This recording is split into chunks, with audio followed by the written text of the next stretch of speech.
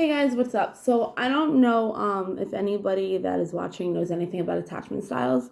Um, Before I fell off and I stopped doing videos for a while, especially trauma videos, I used to be into attachment styles and inner child work the most over anything because your attachment styles pretty much tend to be all your triggers in like one kind of attachment style, but I believe that you can have more traits as more than one, because I can see myself in every single one doing something or another or have in the past. So I just want to I wanted to do the boundaries of them, but I'm just gonna go through some. Well, I will because I have to do something with it. So, we have four attachment styles, right? We have fearful avoidant, or we have dismissive avoidant, and anxious preoccupied, and secure. Secure, obviously, are the ones that feel more secure in their relationships. They feel like they can be vulnerable. They have good communication skills, and they thrive better again in relationships because of the comfortability of they have not only within themselves but how to present themselves in relationships but also trust themselves in relationships so they don't have to rely on the other person. They know what they're doing in trusting themselves and making the right decisions, doing all that, trusting they'll do the right thing. They know how to communicate. They know when to be vulnerable. They know how to be vulnerable. They feel all of that stuff. That's what is secure is. You feel secure in something, right? So a fearful avoidant is known as the hot and cold relationship. So it's kind of like when you flip-flop, right? It's like you want to be in a relationship, but then you don't. Or you trust being in the relationship and then you don't. So it's like hot and cold. Like the Katy Perry song, like Hot and Cold, like I can't even think of what it is, but right now I just know what it is. It's funny because I was looking at this meme thing and it was doing the zodiacs, and I'm a Gemini, and supposedly I think this is bullshit. Okay, personality disorders, yeah, okay, I get it. They say this and that is this and that, but I don't know. You can correlate and correspond and what's the word? Congruently mismatch, and it's hard sometimes to diagnose somebody with certain. Hold on one second.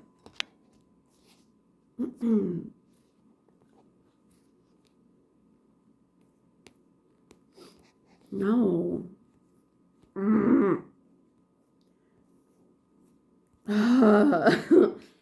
No, lady, hold on. Okay.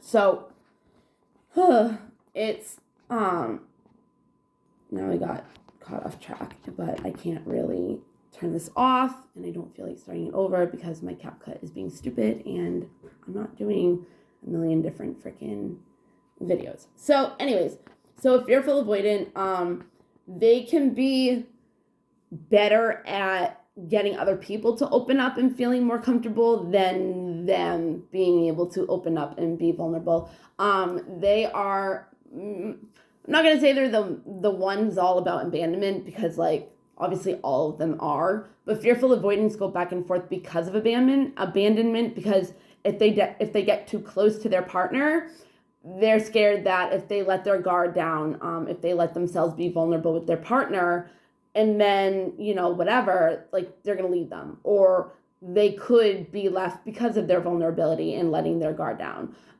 So they're hot and cold because they go from, I want a relationship to, nah, I'd rather have my freedom and be single, to, no, I want a relationship. So, that doesn't really help with abandonment issues, which is crazy because if you do law of attraction and what we're scared of in our subconscious mind is what we attract. So it's if you're doing a hot and cold because you're scared of being abandoned, you have more of a chance of being abandoned for just because of the fact that somebody's not going to really want to deal with you being hot and cold. And they might feel like you're abandoning them by going back and forth and not understanding your attachment style. Our attachment styles come from our childhood. from with our caregivers, like most things do. They are about like our beliefs and our subconscious mind, and again, inner child work is where it comes to be really important because, like I said, childhood beliefs of how we make ourselves safe when we don't feel safe or nobody else makes us feel safe and we have to rely on ourselves to feel safe. Those are our beliefs, and then if we don't, realize them or are aware to them or, hold on. Okay. When I'm at my mom's, I like wearing her clothes and her glasses. And I don't like, I have a shirt underneath this, so it's not gonna stay. Yeah. And I did a video before at our house, and I was wearing this actually, and I wasn't able to post it. I mean, it actually is posted, but I didn't edit it or anything, so it's kind of like just there if I want to put it in. But if I want to post it. But it's, again, CapCut isn't working, and it's like 3 videos, so it's like, but they're all like, one's like 5 minutes or whatever, so whatever. And I have a parent-teacher conference anyways at 11:10, and it's like, I don't really see the point of going home, even though my dog has to go to the bathroom, but I brought him out before I came here. So, anyways, I don't even remember what I was saying. Fearful, avoidant, hot and cold, vulnerability, so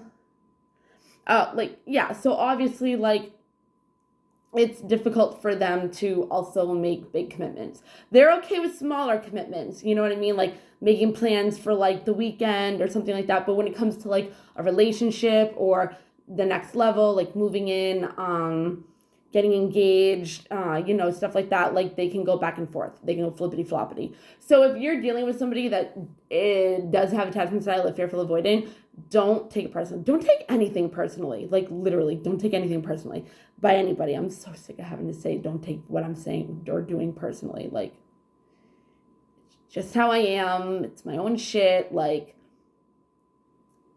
just stop. But anyways, so, sorry, I was just thinking about something. So that's why if you're dealing with somebody that goes back and forth, it could be abandonment issues, mainly, trust issues, rejection issues, which is pretty much the main core things that make us do what we do. But on top of that, it's like attachment styles are easy to detect. That's why I like going by detachment styles instead of like personality disorders or mental disorders and all that. Hold on, that didn't even make a difference, so whatever. Don't take things personal because it comes from our childhood and everything does. So it's like, as I have all of the, I guess not. I'm mainly a fearful avoidant because you could do dismissive avoidant kind of with the same thing as fearful because you're going hot and cold and you stay distant in a way. So I'm a fearful avoidant, if anything. But I have also moved way towards the secure. So it's a thing. When you know diagnoses that you get and what they say the traits are to say why they diagnosed you, and what symptoms you have to be able to say you do have it. I think I pretty much just said that in the same kind of way, but a different way. So you get it. But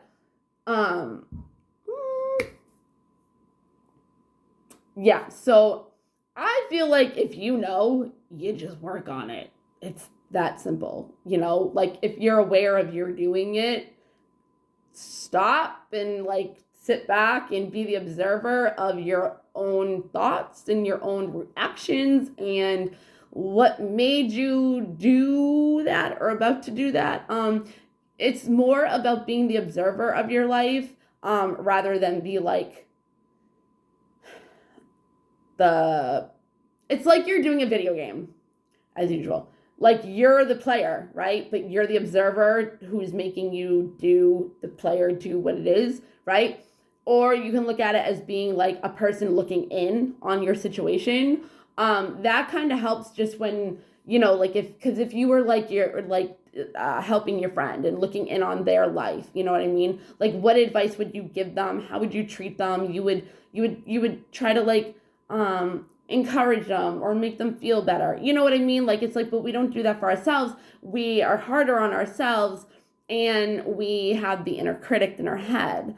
And that has a lot to do with the way we act as well, because if we have shame or guilt or regrets or anything like that, we act out of fear or those kind of lower vibration energies, right? So that's like of a fearful avoidant.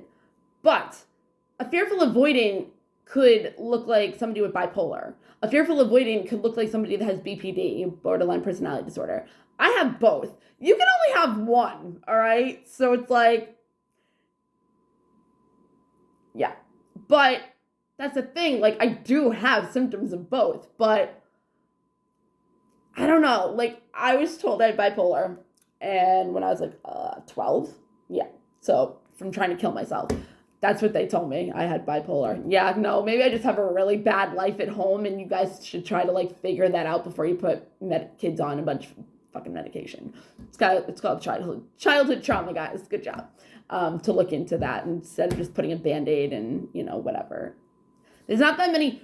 That's another thing. I should do this in a different video. I always say that. Therapy does not work unless you take advantage of it the right way, and they're not just your gossip buddies and you're complaining about your drama, and they're actually giving you advice, and you're making like your time worth it. Okay.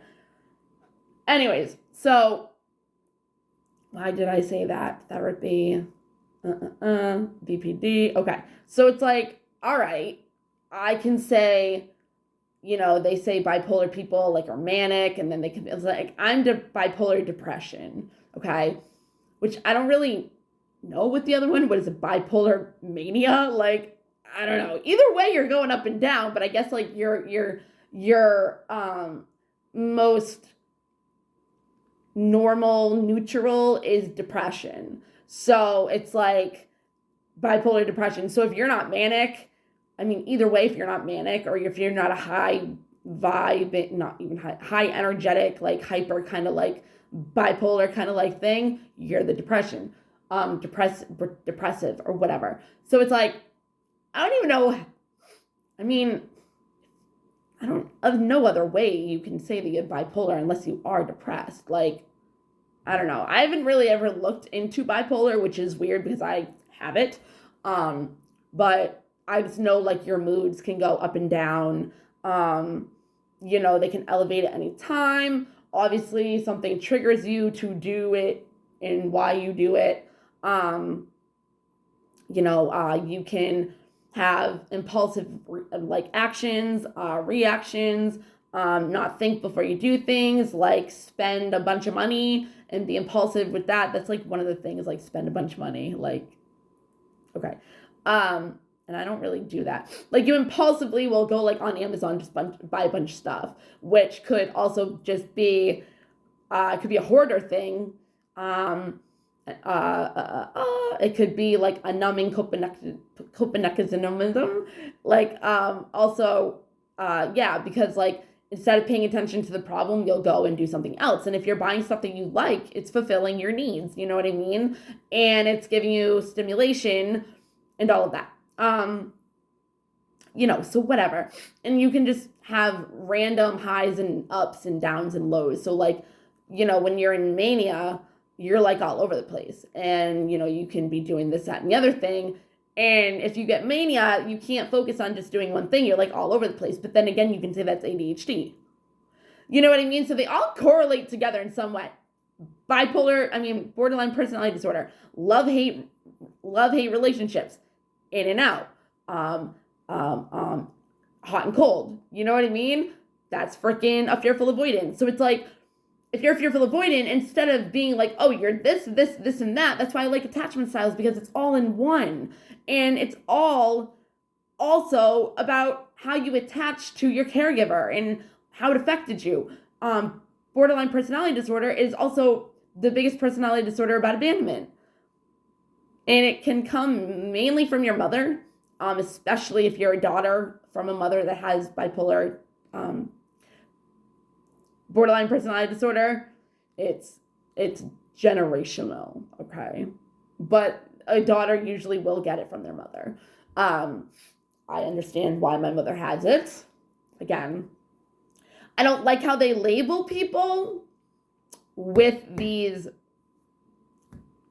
disorders, mentalities, whatever, but they do. And, we have to label people somehow instead of just a number, right? Yeah, okay. Anyways, so we did secure, fearful, again, and you can do fearful in any other kind of way, right? Let's move on to dismissive. Okay. Dismissive is, I think, one of the biggest ones that people more so are, I guess. Dismissive avoidant is obviously somebody that doesn't like confrontations. They avoid confrontation. They're dismissive of your feelings. They stonewall you. They don't communicate their emotions. When they do have a situation or conflict, they shut down. So it also makes it look like they don't care. They will push people away to still feel like they had their freedom. Again, they push people away because they like being by themselves. Again, dismissive, isolative, avoidant, and this could be any type of cluster A personality disorders, like antisocial, like any of those. You know what I mean? So it's like, okay, dismissive avoidant also, if it's like they feel like they put too much energy into a person or a relationship, it could fuck them over in the long run, or it can be used against them. You know what I mean? But it's like they don't realize that they're actually doing this to you. So if you have a partner that does this, they're not doing it intentionally. They just learned as children, when there was a conflict, they shut down. They didn't know how to deal or process with their feelings. So it's easier for them to dismiss themselves, avoid the conflict, avoid whatever's going on around them, especially if it's toxic. But it could be like their parents fighting. You know what I mean? Or if they start feeling neglected in their relationship, then they would obviously isolate, that kind of thing. Again, you could go into any other correlating, corresponding, congruently, like, is that the word congruent that I'm trying to do? I think it is. That's what the guy, I think so, congruency. That's also like a form of trust. There's like 3 trust things. It's consideration, congruent, and consistency. That's like how you trust people. Like those 3 things are like the biggest. Yeah, so that's dismissive is dismissive. It's pretty, whatever. And stonewalling is pretty much when they don't let you in. But again, that can also just be like their fear of intimacy, their fear of, letting commit. It couldn't even be commitment. Like you can be in a commitment with a dismissive avoidant, but you feel like you're not. You still feel like you're alone and you're not in it with the person. Like you're kind of like separate, but together. Because they dismiss, and so if you guys get in a fight, they'll disappear for days. You know what I mean? And sometimes they'll come back and want to be with you because they're longing for you. They do love you, but they don't like dealing with conflict. So they'll disappear until they feel like the situation is done. And like they can come back and pretty much act like nothing happened. So they kind of go off of feeding off of your energy on how you are and where you're at after a fight or conflict or whatever. So like if you keep calling them and you're like, you're not talking to me, da, da, da, like this happened and you did this, they don't want to feel shame and guilt either. Any conflict that they feel, any feeling that they don't want to feel, they will completely check out. Okay? Has nothing to do with not loving you. That's just what they do. Okay? Anxious, preoccupied. And there's ways that you and your partner, can learn how to communicate together. Wouldn't that be communication, consistency, congruent, and consideration? Maybe it's 4. I think it's 4 because communication obviously makes sense. Yeah, there's 4. And if there's not, I'm making it 4. Anyways, and you can, like, if you have a dismissive avoidant and you have, like, an anxious, preoccupied type, like, attachment styles, like, there's certain ways that you guys can make it work so it fulfills both of your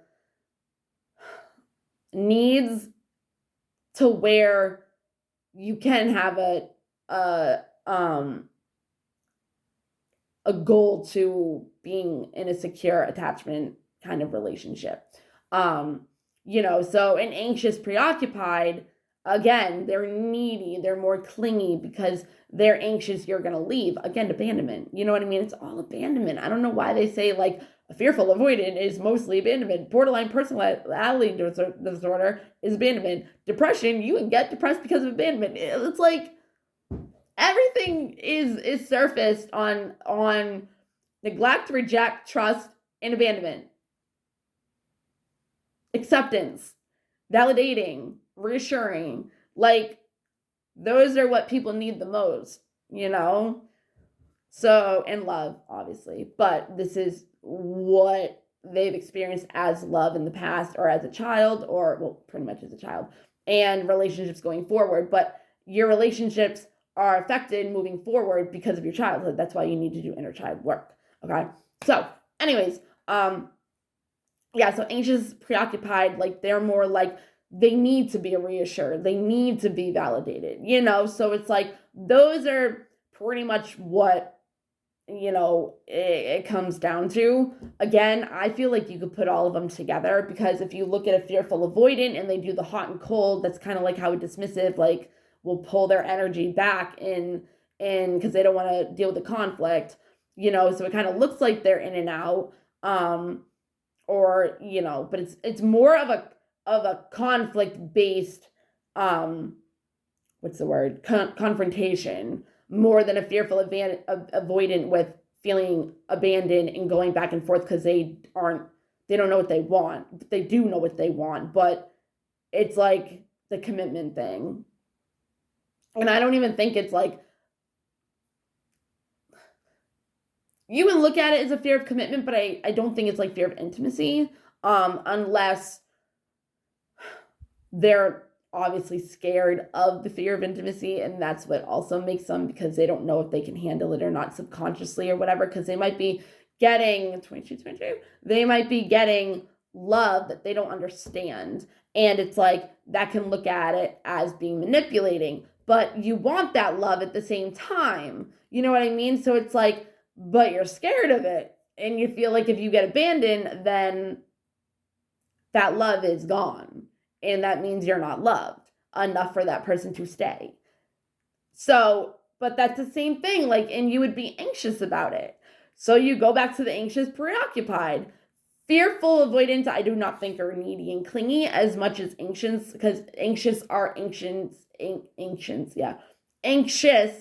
because of them needing the reassurance and validation. You know what I mean? Like, yeah, obviously all of them do, but that one is the one that needs it the most to know you're not going to stay, but they also won't be up your ass, they won't be clingy, stuff like that. And if you're a dismissive avoidant with an anxious,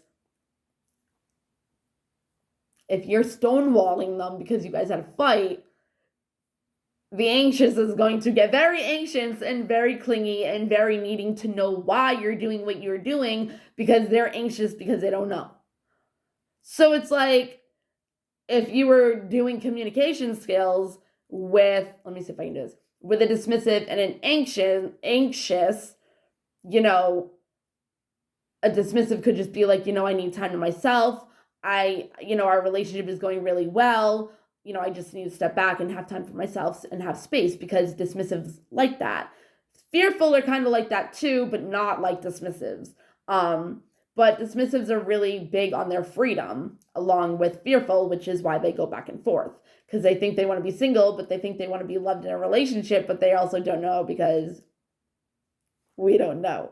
So it's difficult to go into something not knowing, or being reassured or validated, and knowing that they can let their guard down and be vulnerable without, again, it being shoved in their face like a dismissive.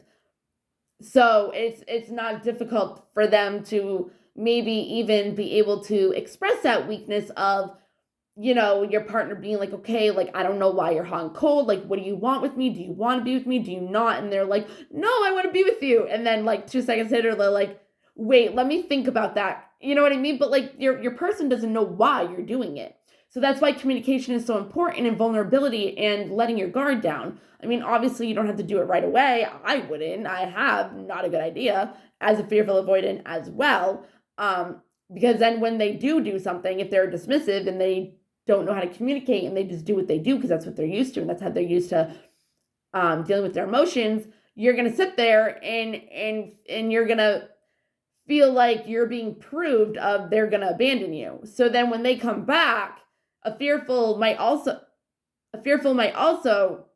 just let go of the situation because they don't want to pay attention to the conflict because they're scared of the person leaving. And if they keep doing it as a dismissive normally would, that's what you think. So that relationship would be kind of tricky because you're both kind of going back and forth. But it's like if the fearful goes back and forth because of abandon, the dismissive shuts down, not wanting to feel what they're doing. And so it's just like a mess. And I've done it. Like, I know it's a mess. So that's why communication is so important. Because again, if you're an anxious, you need to be reassured. Like, I do love you. I enjoy spending time with you. This is going really well. Like, I really, everything's going really good in the relationship. I just need time to myself, right? And that makes them feel better. If you're an anxious talking to a dismissive, you could pretty much say like, if you need if like you have like a conflict going on, just be like, that it's hard for me to not know what's going on, but I understand that you might feel smothered or this is if you're going through like a situation, you might feel smothered and not know how to take it, but I just want to let you know you don't have to not let me in. I would, whatever. Like, you pretty much reassured them that they can come back and have feelings and confront and talk about and their view on the conflict without having it be a conflict. Do you know what I mean? Like, you bring up the problem more as a discussion on how to build and grow your relationship rather than it being a problem where you guys are going to get in a fight.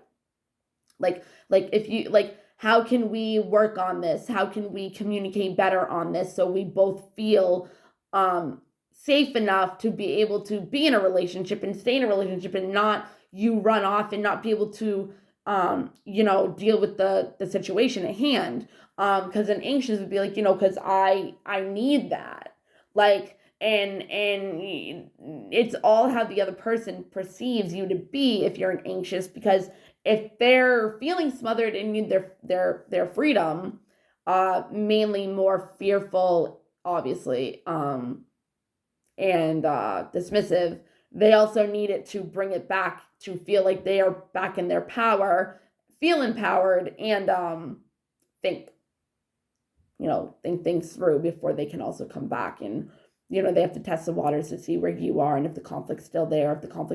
If it's not there and it's under the rug, they'll come back. You know what I mean? Stuff like that. If you're with a fearful and whatever, you would pretty much just like express